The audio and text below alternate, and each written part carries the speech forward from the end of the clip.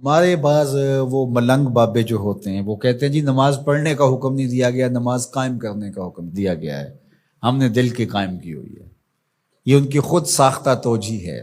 نماز قائم کرنے کا حکم اہل ایمان کو دیا گیا حضور کی وساطت سے، اور حضور علیہ السلام کو حکم دیا گیا کہ نماز قائم کریں، تو آقا کریم علیہ السلام سے بہتر اس کا مفہوم کون سمجھ سکتا ہے؟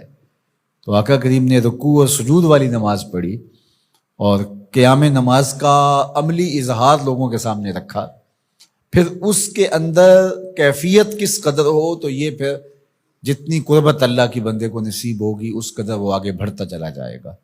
تو یہ باطل توجیہات، یہ جاہل لوگوں کی، جس کے بدن سے بدبو کے ببوکے پھوٹ رہے ہوں اور جس کے جسم میں جوئیں پڑی ہوں اور جس نے 6 سال سے غسل نہ کیا ہو، وہ اس اعتماد سے کہہ رہا ہوتا ہے ہم نے قائم کی ہوئی ہے، ہم نے دل کی قائم کی ہوئی ہے۔ اللہ اکبر۔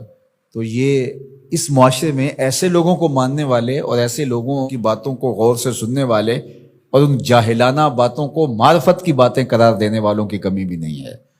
تو اللہ تعالیٰ جل شانہ سے ہدایت مانگنی چاہیے کہ اللہ ہمیں ہدایت کا نور نصیب فرمائے۔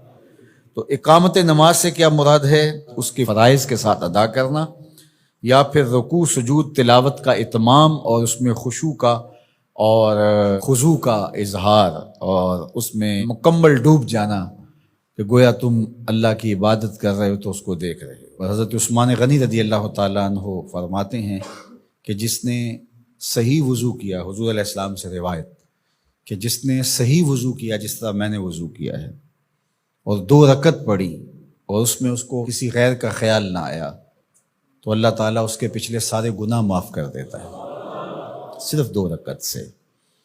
لیکن اگر ساری نماز ہی خیالوں سے بھری پڑی رہی اور تصورات کہیں اور بھٹکتے رہے اور انسان کھڑا نماز میں ہے لیکن بہکتا کہیں اور رہا تو پھر وہ نماز کی صحیح اقامت نہیں ہوگی۔ تو اقامت صلاۃ سے مراد جو ہے وہ یا تو اس کو فرائض و واجبات کے ساتھ ادا کرنا، اور دوسرا مفہوم کے خشوع کے ساتھ پورے اراکین کا اعتدال اور اتمام، تو دونوں اس کے مفہوم بیان فرمائے گئے ہیں۔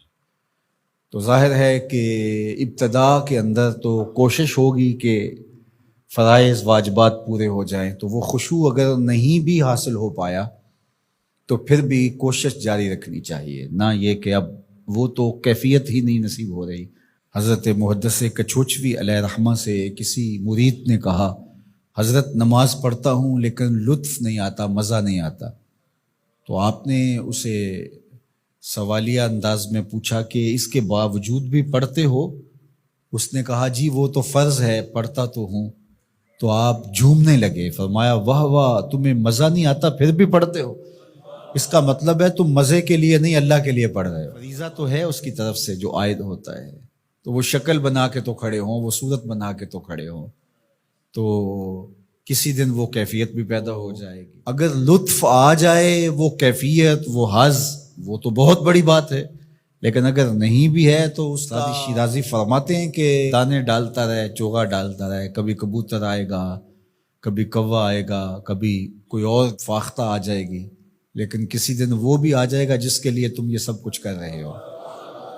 تو اس لیے محنت کو جاری رکھو، کوشش کرتے رہو، تو ایک دن انشاءاللہ اس کیفیت میں بھی چلے جاؤ گے۔